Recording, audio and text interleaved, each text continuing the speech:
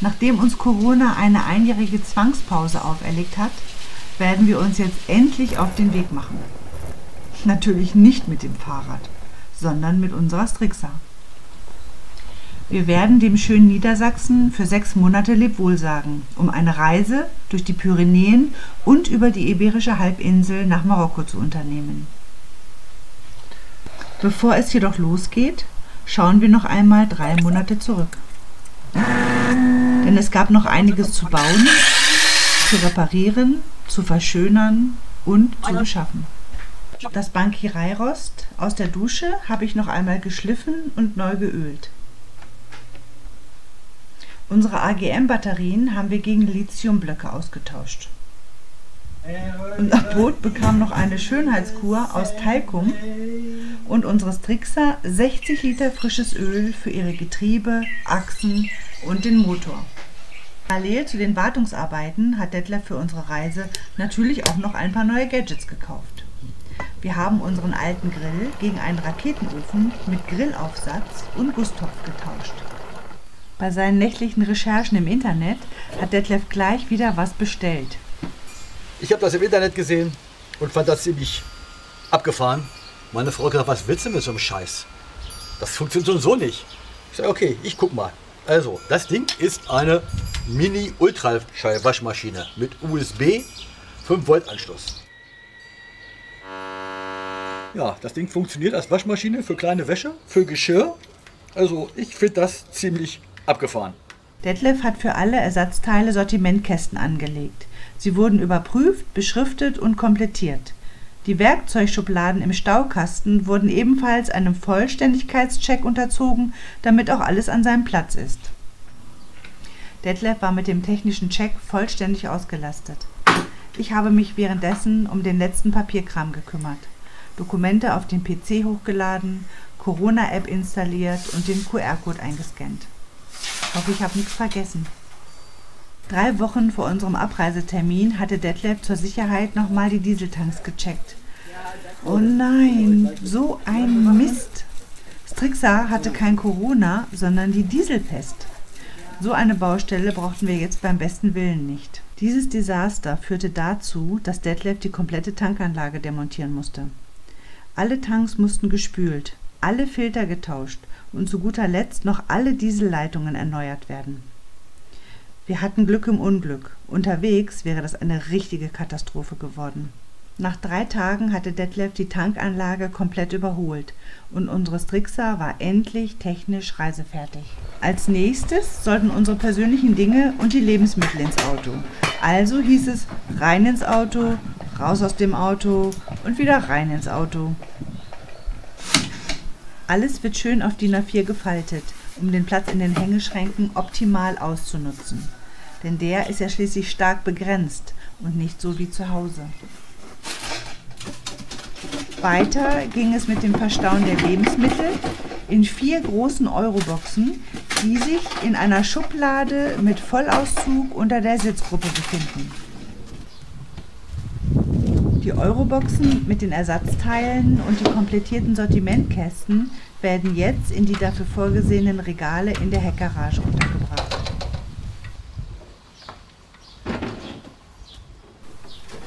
Alles hat seinen Platz. Angefangen von der Werkzeugkiste,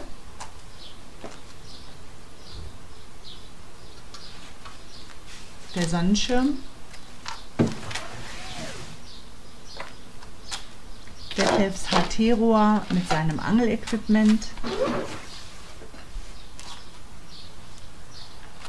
die Außenleinwand,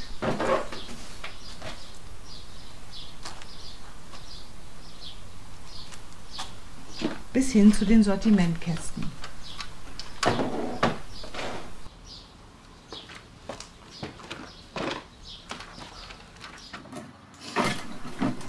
Den Holzvorrat für unseren Raketenofen deponiert Detlef in einer Tagesbox auf unserer Dachterrasse. Nachdem wir eine Woche lang ein- und ausgepackt, hin und her geräumt haben, ist sie jetzt reisefertig. Hoffe ich. Braucht das? Lagebesprechung für das Wochenende vor unserer Abfahrt. Uns lag es am Herzen, mit Familie und Freunden noch einmal bei einem zünftigen Essen mit Obstler, Bier und Wein zusammenzusitzen. Als alle Unklarheiten beseitigt waren, gab es noch einige Dinge zu richten und die obligatorischen Vorbereitungen für eine schöne Feier zu treffen.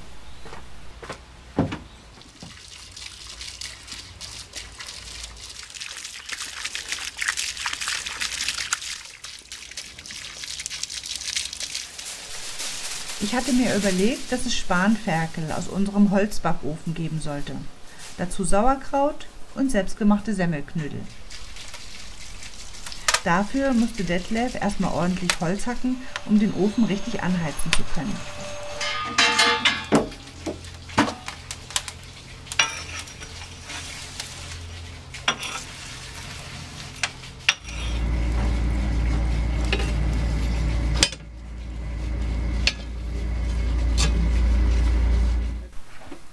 Wow! Ich glaube, der ist uns richtig gut gelungen, oder?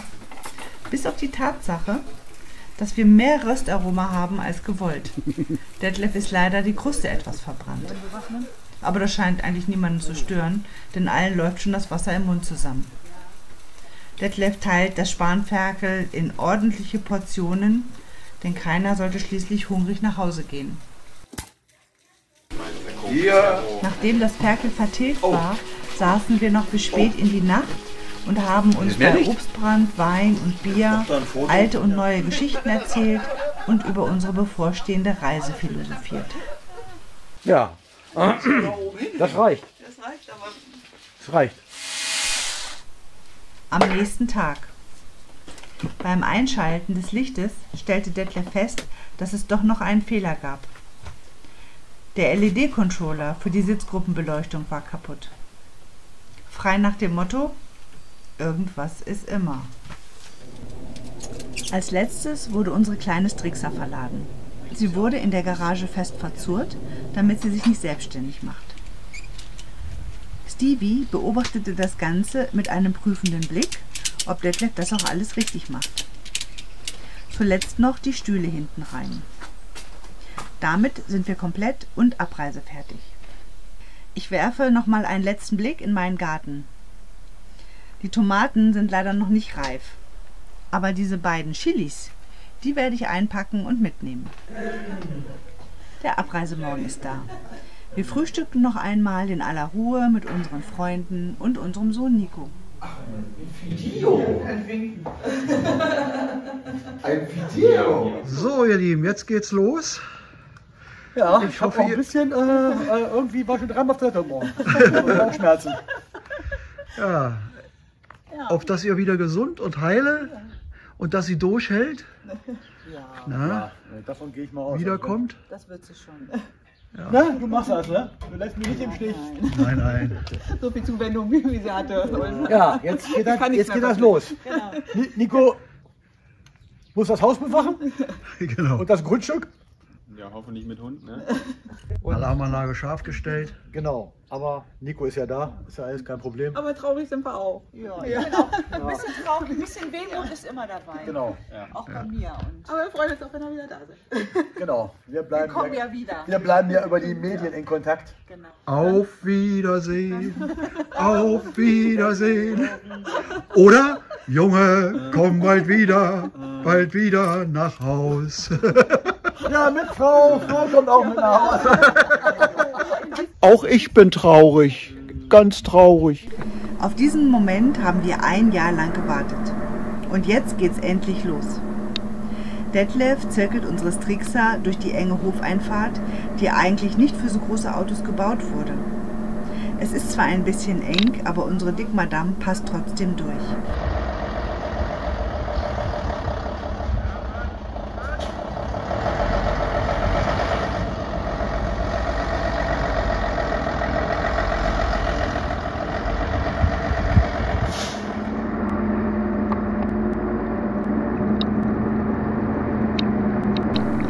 Wir sollten noch eine Abschiedsrunde durch unser kleines Dorf drehen, da sich unsere Nachbarn von uns verabschieden wollten. Zum Abschluss noch bei Detlefs Eltern vorbei wir sind on the road.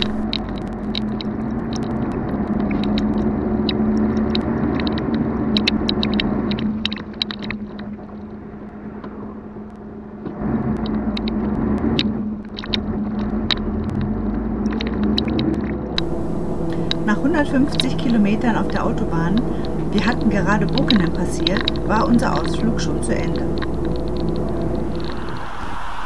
Die Kontrolllampe des Verteilergetriebes meldete sich und wir mussten die Lage checken. Das Verteilergetriebe war kochend heiß und aus dem Entlüftungsventil kam heißes Öl. Scheiße. Ich glaube, wir haben auf das Verteilergetriebe zu viel Öl aufgefüllt. Wir müssen das jetzt irgendwie runterkühlen, damit wir von der Autobahn kommen. Nachdem wir das Verteilergetriebe mit Wasser ein wenig runterkühlen konnten, nahmen wir die nächste Abfahrt und entschieden uns, zurückzufahren, um dem Problem zu Hause auf den Grund zu gehen. Detlef hat zu Hause festgestellt, dass wir zu viel Öl auf das Verteilergetriebe gefüllt hatten. Durch die Überhitzung sah das Öl ziemlich schwarz aus. Da wir selber kein Öl mehr zu Hause hatten, musste unser LKW in die Werkstatt zu Mercedes. 2 Stunden, nachdem unser LKW aus der Werkstatt zurück war, machten wir uns erneut auf den Weg in Richtung Iberische Halbinsel. Wir sind wieder unterwegs. Zweiter Anlauf und die erste Baustelle. Aber alles geschmeidig. Wir haben ja Zeit. Diesmal ohne Ende. Ohne Ende stimmt ja nicht. Naja, aber wir haben keinen Zeitdruck. Also nach dem Motto, ob wir jetzt loskommen oder einen Tag später, ist ja nicht, dann fehlen uns 2 Tage vom Urlaub oder so, weil wir jetzt noch 2 Tage hier was bei Mercedes fahren oder rumgedattelt haben. Also ich bin völlig entspannt jedenfalls. Ja, das ist die Hauptsache. Ich bin's ja grundsätzlich. Ja, ich übe ja noch manchmal. Bockenem. Hier war gestern unsere Reise zu Ende. Stau hinter Kassel. Und wieder leuchtete die Kontrolllampe des Verteilergetriebes. Wir nahmen eine Abfahrt über einen Bauhof und verließen die Autobahn. Wir stehen jetzt hier auf dem Waldparkplatz, ungefähr 30 Kilometer hinter Kassel. Und du kannst jetzt aussteigen. Kann ich machen, wie ich will. Kannst du machen, wie du willst, ja. Am nächsten Morgen entschieden wir uns, weiter auf der Landstraße Richtung Sinsheim zu fahren. Aber irgendwie konnten wir uns das Problem mit der Überhitzung des Verteilergetriebes nicht erklären, weil ja diesmal Mercedes den Ölwechsel gemacht hat. Mercedes hatte uns darauf hingewiesen, dass eigentlich die zweite Ölablassschraube geöffnet werden muss. Die saß aber so fest, dass wir beschlossen haben, sie erst einmal drin zu lassen. Weiter ging es durch den Odenwald, am Neckar entlang Richtung Sinsheim bis nach Fürberg zu Julia und Walter von Steinzeitreisen. In Fürberg angekommen, fuhren wir auf das Gestüt, auf dem Walter seine letzte offizielle Reitstunde gab. Wir schauten uns ihr neues Fahrzeug an und verbrachten einen schönen Abend miteinander.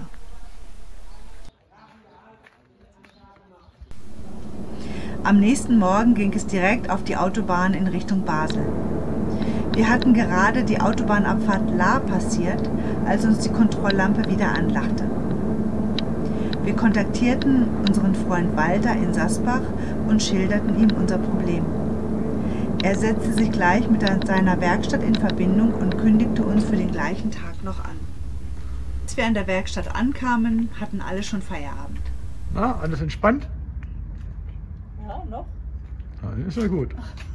Und bei dir? Das siehst du doch, Ja. dass alles entspannt ist. Anders als in den Jahren davor. Ja, habe ich ja gesagt. Am nächsten Morgen gegen 7 Uhr stand der Chef Herr Bonert vor unserem LKW. Da wir schon angekündigt waren, bat er uns freundlich, in Halle 3 zu fahren. Wir schilderten ihm unser Problem und er stellte uns einen seiner Mitarbeiter zur Seite. Wir durften sämtliches Werkzeug für die Reparaturen benutzen. Vielen lieben Dank, Herr Bonert, für die unkomplizierte Hilfe. Er kümmerte sich sofort um das passende Öl, da es in seinem Lager nicht vorrätig war. Wir schweißten an die festsitzende Ölablassschraube ein Stück Sechskant-Inguss und konnten dadurch die festsitzende Ölablassschraube lösen. Nachdem das Hyporidöl eingetroffen war, füllten wir nun zum 3. Mal frisches Öl auf unser Getriebe. Unterwegs meldete sich unser Reifenkontrollsystem. Der linke Hinterreifen verliert Luft. Das Messingventil hatte einen Riss an der Lötstelle. Detlef bekam einen richtigen Druckluftschrauber, sodass die Demontage ein Kinderspiel war. Also Reifen runter von der Sprengringfelge. Ja, jetzt nochmal auf die Schnelle eine Sprengringfelge tauschen, Ventil ausbauen, wieder einbauen. Ja, das by the way. Und das Ganze ohne Frühstück heute Morgen mit einem Kaffee und einer Zigarette. Das ist echt scheiße. Musste der alte Mann ganz schön wuppen heute. Jetzt musste Detlef noch mal richtig ran. Reifen wieder drauf und alle 10 Muttern mussten mit 640 Newtonmetern angezogen werden. Was für eine Quälerei. Während wir auf ein Ersatzteil von Mercedes warteten, hatten wir einen schönen Platz unweit der Werkstatt. Durch die Überhitzung des Getriebes hatte sich ein elektrischer Druckluftschalter verabschiedet. Am Abend bekamen wir noch Besuch von Walter, Kari und Trusty. Trusty ist ein fast 40 Jahre alter Rundhauber, mit dem die beiden schon seit 7 Jahren unterwegs sind. Moin, heute ist Samstag. Ja, wir sind jetzt eine Woche unterwegs, aber nicht so wirklich weit gekommen. Wir sind jetzt in Achern, stehen jetzt hier in so einer Sackgasse an der Autowerkstatt, weil hier haben wir jetzt 3 Tage verbracht wegen unserem Getriebeproblem, das sich die ganze Woche irgendwie hingezogen hat. Bis wir das alles gefixt hatten, dann war noch ein Ventil kaputt, aber das habt ihr ja alles schon gesehen. Ja, jetzt werden wir versuchen erneut zu starten hier von Achern Richtung Frankreich und hoffen, dass jetzt alles problemlos weitergeht. Wenn dem nicht so sein sollte, dann haben wir eine Baustelle, dann haben wir nämlich ein Problem mit unserem Verteilergetriebe. Und das müssen wir dann reparieren lassen. Wie das dann vonstatten geht, habe ich überhaupt noch gar keine Ahnung.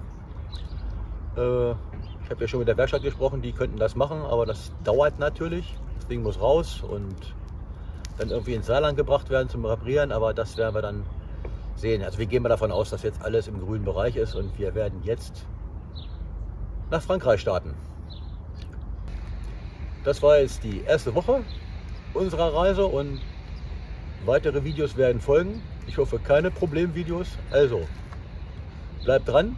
Ich glaube, es bleibt spannend. Tschüss.